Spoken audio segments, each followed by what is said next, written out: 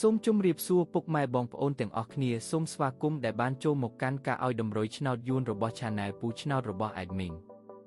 ថ្ងៃនេះ Admin មានលេខល្អៗសម្រាប់ចែកជូនពុកម៉ែបងប្អូនទាំងអស់គ្នាយកទៅផ្សងសំណាងឆ្នោតយួនថ្ងៃទី27 ខែមីនាឆ្នាំ2026 Admin មានលេខតូចនិងលេខធំសម្រាប់ចែកជូនពុកម៉ែបងប្អូនទាំងអស់គ្នាដោយមិនគិតថ្លៃនោះទេ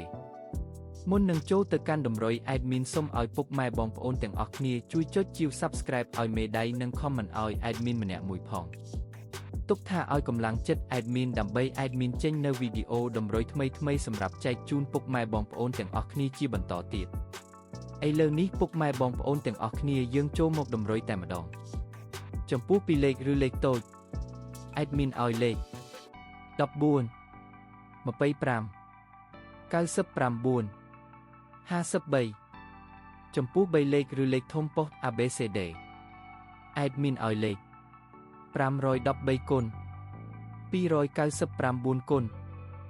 ឬឯលេខអូសខ្ទង់ Admin ក៏ឲ្យដូចគ្នា Admin ឲ្យអូសលេខ10អូសនិង90អូសឥឡូវនេះតម្រុយរបស់យើងបានដល់ទីបញ្ចប់ហើយ Admin សូមជូនពរពុកម៉ែបងប្អូនទាំងអស់គ្នាដែលបានយកលេខតម្រុយ Admin ទៅចាក់ផ្សងសំណាង Admin សូមជូនពរឲ្យចាក់ត្រូវទាំងលេខតូចនិងលេខធំហេងលុយចូលទាំងអស់គ្នាជួបគ្នាថ្ងៃស្អែកជាមួយ Admin និងតម្រុយថ្មីជាបន្តទៀតសូមជម្រាបលា